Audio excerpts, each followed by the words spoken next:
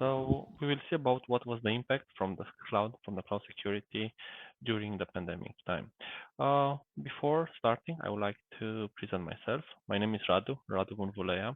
I'm working for a company called Endava, and in the last 13 years almost, I've worked especially with Microsoft Azure and AWS.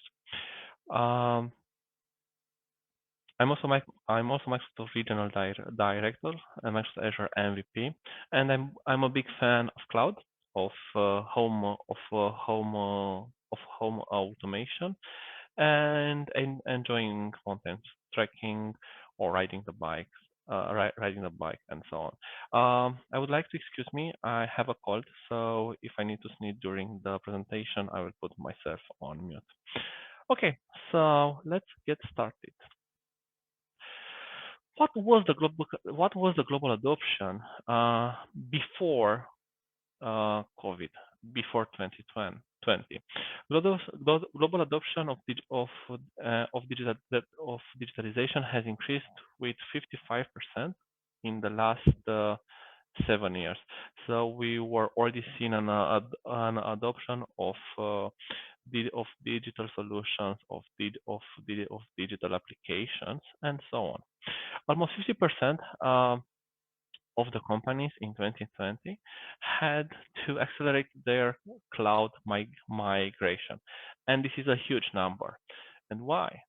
Because if you're thinking about of, of time, of budget, and about people, the uh, not all of the company were able to prepare for cloud adoption in the right way in 2020. Most of them done a very fast migration to a cloud, and in most of the cases, monitoring and security was put it somewhere behind. And they say that once we go live, we'll tackle these items. What was interesting, as we would expect, that once they went live with a cloud solution, they didn't start to tackle this in the first day. So a lot of security breaches happen, and a lot of applications move to the cloud might be very sensitive to different attacks or to have different kinds of data breaches, not only data breaches, but also at the application level and infrastructure level and so on. Also in 2020, 60% of the companies started to adjust their cloud cybersecurity postures as a result of distributed workforces. And we've seen this especially for companies that decided that working from home or remote working and remote from anywhere started to be part of their DNA, of their culture.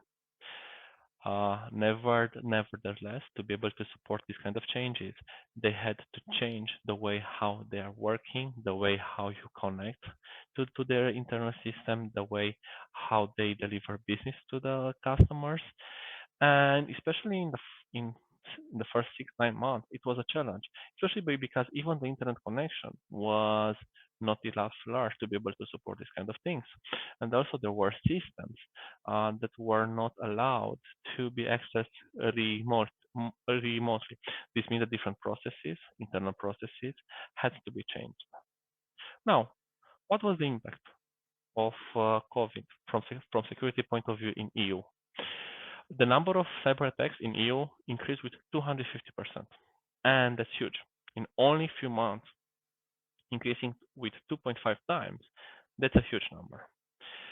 There are a lot of data breaches in 2020, especially database breaches that were announced. I think that's after April or May in 2020, we started to use with to hear every 1 week or 10 days about another large company that had a data breach or made publicly information that a data breach happened.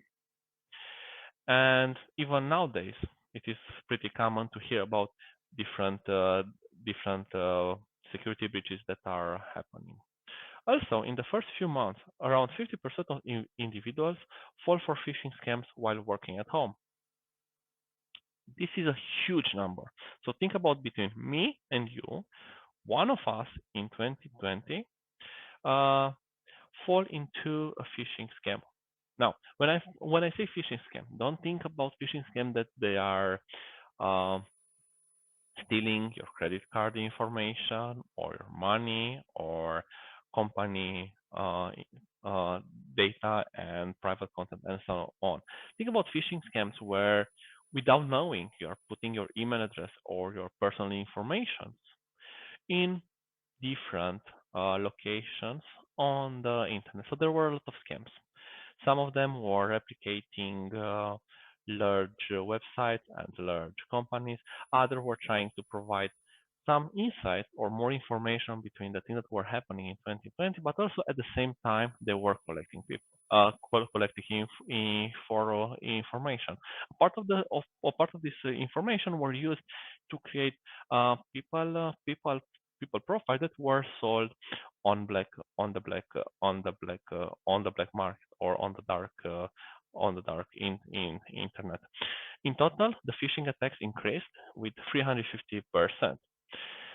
But also, we've seen a very good reaction from organizations, especially from large enterprises. They started to invest more and more on cybersecurity, not only having dedicated teams that were monitoring, audit, and reviewing their internal systems, but also invest in education. They started to educate their people, their employee, ensuring that they can make a difference between a phishing attack and a scam and genuine email or genuine information and so on. And I think that education itself was the best solution and the best approach to ensure that you are protected in a case of phishing attack or any kind of other attack. Another interesting thing is that from February to May in 2020, almost half a million of people were affected by breaches where personal data of video conferencing users were stolen and sold on the dark web. So half a million people in 2 months and a half, pretty nice. They've done a good job. Uh, Most of us, we might be uh, part of this breach, and we don't even now nowadays. I will don't give the name of the online video platforms that were affected, but sometimes they find ways also to steal customer information and attendees information without even doing anything, because there were some platforms or in some events where you were able to see very easily the name, the location, the email address, maybe Facebook or social media contacts of other people that were joining that online conference. So you just had to attend a conference, and guess what? You're able to see 100, 500, or 1,000 uh, other attendees' personal information. And using bots, it was very easily to steal this this data. Now, what about cloud? How cloud was affected? How much it increased? So overall, the demand on cloud in 2020 increased on average with around 65, 70%. In If we are talking about the EMEA, the the increase was with around 60, with 60%. Very similar was also in APAC, and in AMA region and Japan, the increase was with around 55, 78%. Now, this is another interesting factor that I found interesting. Most of the industries, like for example insurance and the retail, had to reinvent themselves because until 2020, I don't know about you, but in my case, most of the insurance that I had to do for my car, for the house, and things like that, uh, were happening physically. I was going to their office or to the bank or in a mall, and I was doing the insurance. From 2020, insurance companies had to reinvent themselves, how they're offering online this kind of services. And also, even if most of the retails, or let's say a part of the retails, were already online, this doesn't mean that they already had a scalable platform to be able to deliver all of their physical goods to customer to present themselves to be able to scale up to fulfill the demand. This is why the retail industry on cloud increased with around 60%, and for insurance with 74%. The most interesting one is chemical manufacturing that had an increase with 83%. Why? Why this happened? Behind the scene, they are doing a lot of simulation, how different agents react, how different substances react between themselves, and so on. And chemical manufacturing during that days were working at 200 percent workload. They were trying to find different ways, better ways, and so on. So there was a lot of R&D that was happening. Because of this, their physical machines that were used for this kind of simulation were not enough, so they moved to the cloud. So even if the chemical manufacturer increased with 83%, if you are not working in that industry, you might not know about this. And this is one of the trends that I found very, very interesting. Now, let's talk about a cyber data breach that happened in 2017 or 2018, if I remember well, from Vim. This is a public data breach that happened. Well, Vim had, or they were doing their backups on AWS S3, and one of their backups were customer data. It was around 200 gigabytes of data. And without knowing or without realizing, they were using an AWS S3 that was not encrypted and was public on the internet. So for a few hours, 2 or 3 hours, there was a lot of downloads of this backup of customer data. Publicly, they said that the database was encrypted, protected, and so on. But if I'm do a step back, I remember in 2015 or 2016 when I joined the last Microsoft TechEd in Chicago. I joined a 90-minute session, a security session, where during the session they uh, recovered and backup, and basically they breach a SQL backup by replacing the password that was used to secure the backup of the database. So even if you're encrypting, even if you're setting secure passwords to your backup, this doesn't mean that somebody will not be able to put their hands on. So this is why it's very important to think about where we are storing not only our data, but also our backups. What is the security policy for them, how we are encrypting, and who has access to them. In these cases, I'm more than sure that there was a human error. Now, with working from home, we need to take into account that not only the backend systems, the repository, the CI/CD, and the backend infrastructure that we are using to build the applications can be attacked, but also the machines that are used by the teams to be able to build a solution. And the machines are not all the time nowadays part of the physical network of the customer or of the client. Now the machine, even if it's owned by the company, can be in different location, can join different Wi-Fi's from where our team can work.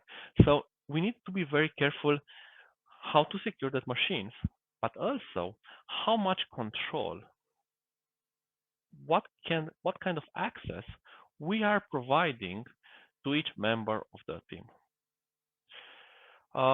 If you are a developer or a tester, I would like to ask if you have full access to an AWS console on specific environment, or to the production one, or to Azure subscription on a pre-production environment or production environment or testing environment, and so on. And do you need full access to it? Or even somebody from infrastructure and DevOps, if he's not involved at that moment in time do to create some resources or to do some tests, he shouldn't have full access to this kind of an environment. So we need to ensure that we have a very granular control access to all the to all the resources that are part of the CI/CD, to the repo, and also to the cloud environment. Now, if you would talk about cloud and about security, there are a lot of levels that we need to take into account. We have the cloud. We have the cloud platform protection. We have the cloud product protection, data protection, and cloud environment protection. Some of the layers are provided out of the shelf protection from the cloud vendor. In other situation, there is, for example, a split responsibility from the security point of view between we as a user and also the cloud vendor. And in other cases, we are fully responsible to ensure that we are implementing the best practices to ensure that we are securing that environment, that service, and so on. And let's see in the next 40 minutes, what can we do? What can we do to ensure that security breaches will not happen so easily? It's not about that will not happen. Sometimes in the future, they will happen, or depend how much money and effort somebody would like to put to be able to do a breach to your system. But at least to see what are the activities, what are the actions that we can do to protect our system. First of all, we should limit the use of cloud preview services and features that we are using. And I would like to give an example from Microsoft Azure, where each service that is provided by Microsoft inside Azure can have three different states. Can be in a private preview, can be in a public preview, and can be in a GA, general availability. Each layer, each status can be different and provide us different SLAs. For the private preview one, we have no SLAs, no formal support. And also, there might be some security breaches or some security holes that were not yet solved or fixed. On the public preview, we already have an SLA, but we don't have a formal support. Usually the product team could offer us support, but you don't have a fixed SLA for this. And when they are in GA, they are ready for production. For all the environments, not only production environments, but for all environments in Azure or and in cloud that you are using, where you have customer sensitive data or any kind of IP, you should use all the time services and features that are in GA. Maybe you remember there was a security issue with Azure Cosmos DB and notebooks integration in second part of August last year.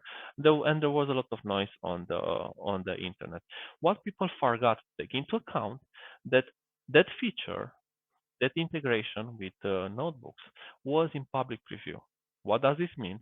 That if you would follow the best practices and recommendation that Microsoft is providing through Well Architecture Framework and Cloud Adoption Framework, you shouldn't use it because you would have sensitive data in a public preview service. Now, how we can know if a service or a feature it is in public preview or in a GA? Well, first of all, for all Azure services, you have a small preview tag if you're looking on on the product directory. And for each service itself, usually there is a page like this one for cognitive services that is covering what are the preview features of that service. You can use them, but not for production, and no when you have sensitive data or sensitive IP.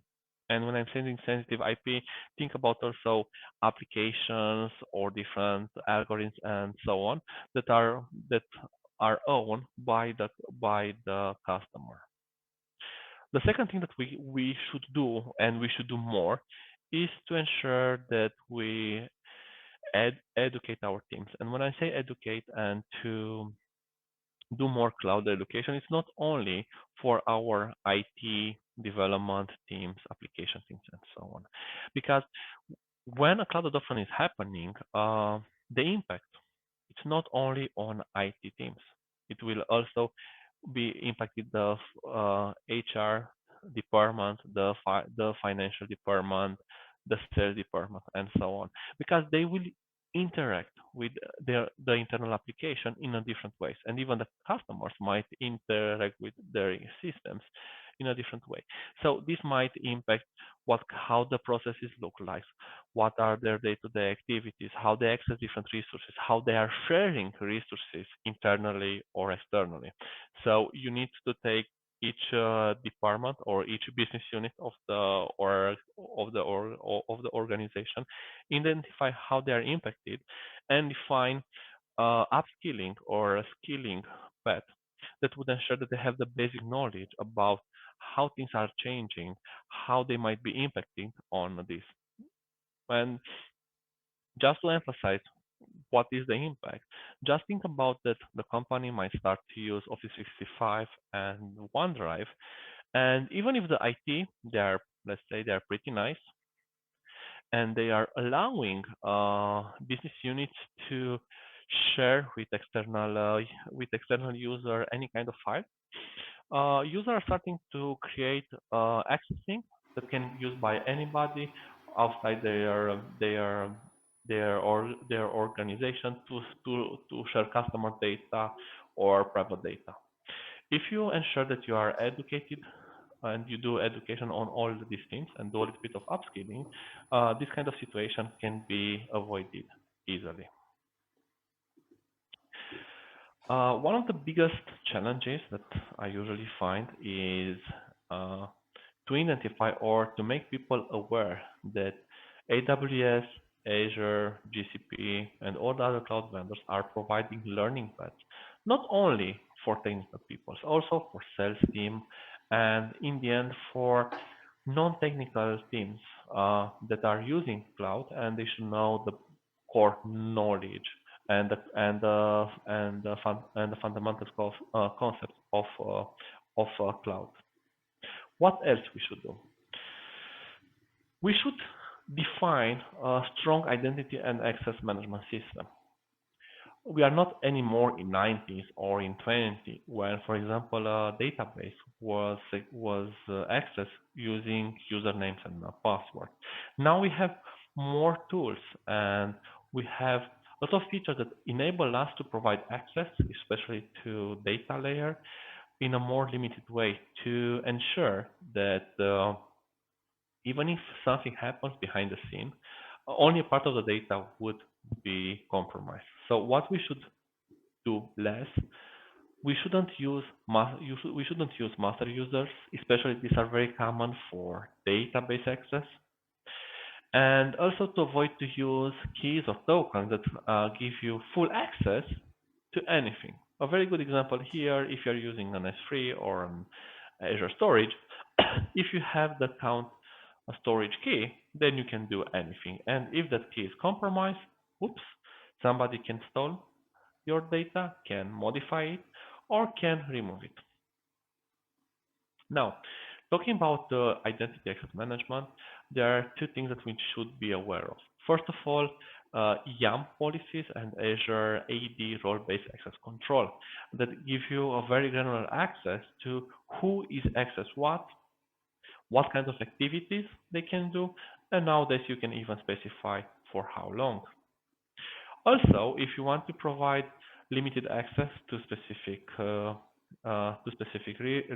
resources, except different YAM policies or role-based access control that you can use AWS signature or Azure shared access signatures to ensure that you are limiting uh, who can access what, even for external users. So, for example, using Azure shared access signature, you can create a key, you can create a token that provide specific access to your storage, for example, or to a specific blob from your storage with specific operation. So let's say only read the operation starting from tomorrow for the next 6 hours, And also, you can specify what are the IPs that are accepted to be able to use it. It's a great way to provide to third parties access to your system. And then when I say third parties, don't think about users. Think about for other application or other internal applications that should have limited access to that resources. What we need to do all the time we need all the time to limit anonymous public read access, and of course read, write, delete, and edit access. So you shouldn't have any kind of cloud services and resources that are public accessible from the internet when you start initially a system. And also all the time you need to enable firewall rules. Now by firewall rules depend what kind of system and service you are using. Firewall might be defined or might have different implementation depending at what layer you are using. You could have an application firewall. You could have for example, network security groups that you would configure, or a firewall or something similar to a firewall to your network or to your machines and so on. Now, uh, let's talk more about Azure role-based access control and why. Because I found that not many people are aware and understanding how they can use it and what is the main purpose of it. Now, when we're talking about Azure role-based access control, we have three main things that we need to be aware of. First is the security principle. What does security principle means is who who you provide access to. It can be a user, can be me or you, can be a group of users, for example, a specific business unit, or a specific people from your organization. Can be a managed identity, or could be a service principal. What is a service principal? And this is pretty nice. A service principal can be another application, can be another cloud service that is seen by role-based access control as another resource that would be able to access your specific instance of your service. Could be, for example, your VM, your Azure VM, or your Azure function, or your app service that you are allowing access through role-based access control to access something like Azure Storage or Azure SQL without using a username and a password. The second thing that we have the role, and you specify exactly what are the operation types. Now, depending on what you want to provide access, can be read, write, update, update, delete, can be even view, and so on. And the third one is the scope. At which level or what kind of resources he can have access to. Can be a subscription, can be a resource group, can be even an instance of a specific service. For example, all the services from a resource group that could include SQL, could include Azure Storage or any other kind of data, or can be only specific resources like only Azure Storage, the specific instance of Azure Storage. And when you are defining role-based access control, you are doing a role assignment, meaning that you assign a security principal, let's say uh, an app service. You are providing a role, let's say read role, for what? For Azure SQL.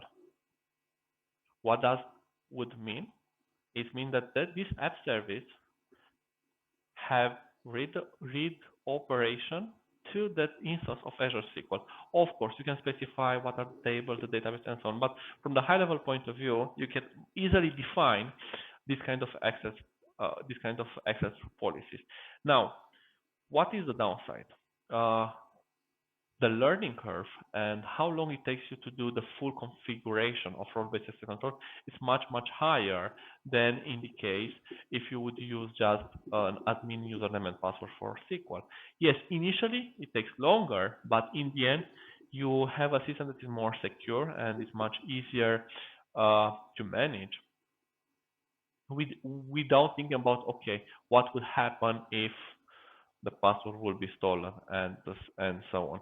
And if you didn't use until now service principle, I highly recommend to take a look on role-based access control and service principle because they are very, very powerful at least in Microsoft Azure world. What else we can do? One of the biggest problem nowadays is secrets that we are storing in repos. And why? Because if you, for example, have the keys or different secrets that would be able to ensure access to different subsystems for pre-production or production environment, if somebody would get access to that repo very easily, they will be able to have access also to other system or to um, sensitive information. What we have now available on the market, there are a lot of tools that can be integrated in not only in the CI/CD but also in your, let's say, in your push commit in your push pull strategy that would enable you to do automatical scanning of what you are pushing to the repo to ensure that there are no secrets uh, that would reach the repo. I'm just giving, for example, here an example how you can configure Git secrets to be able to do something like that. But also there are a lot of other tools on the market. Now, where you could do this kind of secret scanning, first of all, you can do it during a push and automatically reject if has secrets inside it, or you can do inside the pipeline integration and automatically to build to fail a build, and also to not forget to remove the secret or to or to have nicely scan. I seen a pretty nice implementation of secret scanning to a company where they had the following policy. If you are trying to do during 1 month free time a push that contain secret scanning, not only they will reject your commit, but on the third time they will automatically lock your account, meaning that you need to go to the IT team to request that your account to be unlocked. And this made the teams very, very aware to avoid to push secret and sensitive data to the to repos. Now, one more thing about role-based access control before going forward. Uh, what does it offer to us? First of all, it provides us duty segregation within our teams, ensuring that depending on what is their day-to-day activities of our teams, we can decide exactly what kind of jobs, what kind of permissions and actions that they can do on the repo, on the CI/CD, and also to different Azure services. We can ensure that we have a mechanism to be able to control and to provide limited access for a specific period of time when somebody needs to access a specific location. What else we can do? Well, we need to do more tracing and monitoring and to rely less only on application logs. Think about that nowadays. We have so many tools, we have so many services that come out of the shelf with features that enable us to monitor not only the applications, but also the infrastructure, the communication between different systems, who is access what, and also to display them in a very nice way, connecting all the logs from different layer. Um, what I highly recommend, usually if you're using a specific cloud vendor and only one, try to take a look on the tracing and monitoring solution that each vendor is providing, and see if how you can integrate them in the one that you are already using. Because there's two different approaches during a cloud adoption. The first one is that the organization is already using specific system for monitoring, for logs, for audit, and so on, and they want to keep that one, and that's pretty fine. But you need to ensure that you'll be able to fetch and to connect to the logs, audit streams, and metric streams that are provided by the cloud vendor. Or the other approach is that during the cloud adoption, they decide that they will adopt other monitoring solution. But you need to ensure that you are aware of all of them and you're using them as much as possible at the maximum way. So when you are monitoring uh, solution that was deployed in cloud, there are three main type of information that you need to take into account and to monitor: are the audit, are the logs, and are the metrics. And you need to find ways how you can visualize them, all of them in only one view, to be able to connect all these KPIs. And when you're doing audit, logs, and metrics, there are five different levels of them that you need to get and you need to monitor: are at tenant level and subscription level, plus the one that are at resource, operating system, and application layer.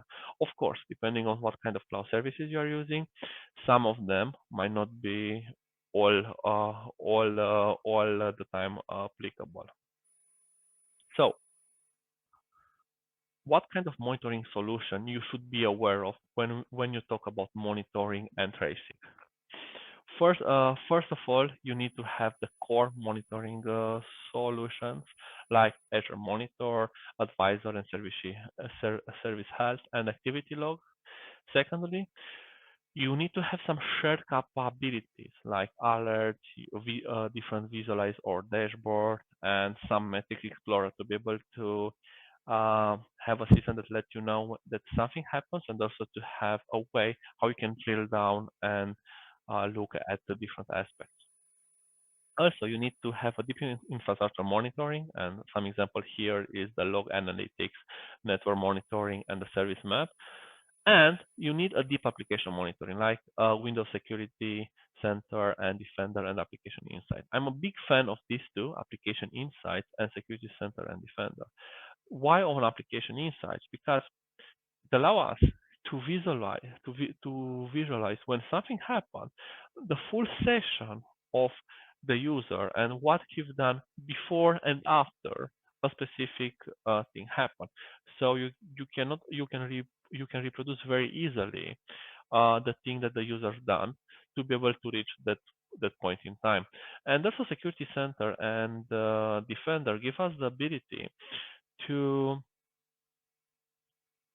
automatically do a security audit toward the system, for example, HIPAA or ISO 9001 or PCI DSS, and at least from the cloud infrastructure layer to get recommendation and what are the things that we should improve to be fully compliant with that with that compliancy. Now, going forward, because we have a limited time, because we lost at the beginning the 10 minutes, let's see what we can do more. We should secure our public endpoints and protect our endpoints using a firewall. And we shouldn't forget about OAuth protection. And why I'm saying this, because I see a lot of systems that are reaching cloud, and people are forgetting to protect them. Well, what I mean by that, they are just putting public endpoints that can be accessible by anybody, and they don't protect themselves from different kind of attacks. Or if they decide to protect themselves, all the protection layer is done at the application layer, and they're forgetting that there are native cloud services that are provided by each cloud vendor that can protect your application uh, before reaching your backend. A very good example here is Azure Application Gateway, that is level 7 load balancer, but also have included a web application firewall. It's basically a level 7 firewall that out of the shelf protect you for any kind of XSS attacks or SQL injection, basically any kind of OAuth attack. And they will automatically cut that attack at at the application gateway level, basically uh, at the load balancer layer, without reaching your backend, meaning that for genuine users, for genuine requests, customers will be easily access your system. And also another good thing that is happening is that at application layer, system becomes more simple, more easy to maintain, and you basically focus on the business and and uh, and less on other components. What else we can do? We should integrate the built-in security systems that each cloud vendor is providing, and rely less on customer dashboards. And here a very good example is Microsoft Defender for cloud, where we have the security score that is basically providing us what is our security score specific to the instances of Azure services that we have deployed, and we also have a make sense of the maximum points that we could get and where we are now. For example, we could have a score of 14 points from 80 or 2 from 200 and so on. Also, it has a compliancy component, and when you need to be compliancy with, for example, PCI DSS or SOC and so on, it's very easily to follow the compliance recommendations that a Microsoft Defender is providing. And what is nice that for most of the recommendation, also you have a button that you can click, and automatically to run a script or or an automation flow that would automatically fix the problem that was detected. Also, let's take the PCI DSS compliancy. Uh, all the issues that are detected are shown to you using the structure that is for PCI DSS. So you know exactly what is the section or the subsection that you are not compliant to. And also, you can define custom definition. So if you have specific ones, it's very easily to be able to support them. The third one, the third pillar is Azure Defender, and the fourth one is the inventory one. As you can see here, this is just a print screen of Azure of Azure Def, of Azure Defender, where what we have here in the chart are all the alerts that was provided by the defender in the last period of time, and depending on the day, you can see how many of them were high, medium, or low, and of course for each of them you have different recommendations. Now, another service that can improve our cloud security posture is Azure Advisor. That, beside reliability, performance, and operational excellence components, it also provides us two more things: the security recommendations. They are basically the one that Defender is providing to us, and also cost optimization. And this is a pretty nice feature because by cost optimization, he can recommend us, okay, you have two or three services uh, that you could that are already over provision, and you can reduce the tier or the number of instances that you have allocated. Now, what are the final thoughts from this point of view? First of all, it's not important if you're using Azure, AWS, and GCP. In all the situation, try to take a look on the best practices and the recommendation that each vendor is providing. Microsoft and AWS, both of them have a well-architected framework. GCP has Google Cloud Platform architecture framework, and each of them have a section or a pillar that is covering the security part. Take a look on it and try to follow as much as possible as is the core one, and also try to ensure that during the implementation, during the build phase, you also have time allocated to ensure that you are tackling the security aspects of the cloud from the infrastructure application, and don't forget about governance, because it's very common to see systems that are following all the security best practices and recommendation, but the governance part was not so well implemented. And here by governance, what I would like to uh, specify, especially, is the monitoring and alerting tools. Because without a strong monitoring and alerting tool, you might not be aware of a security breach, or when would happen, you will not be able to know exactly what was accessed, what was stolen, and why. Thank you for joining this session. If you have any kind of questions, you can drop you can drop now in the chat, or you can connect me through LinkedIn and Twitter, and we can have a talk. Thank you. We had one question from the audience from the internet. I just dropped them on the chat. Okay.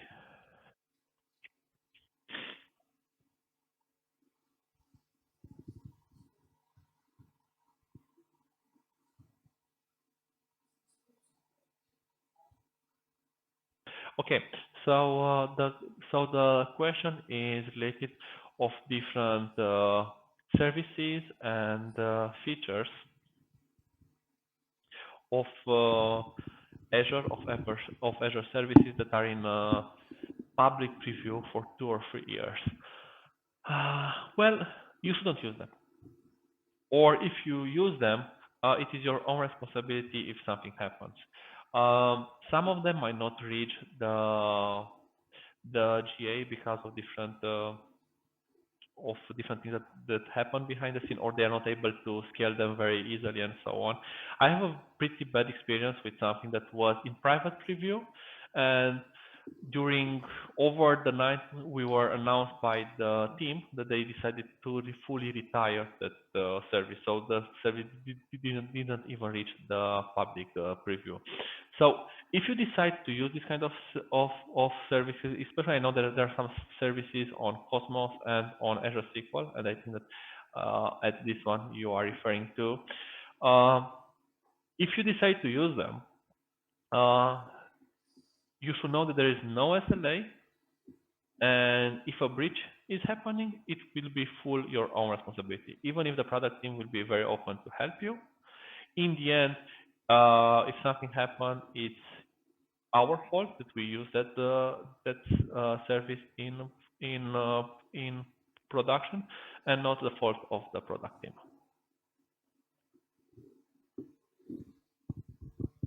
Do we have any more questions? Nope. Okay, looks like there's no more questions. Thank you very much.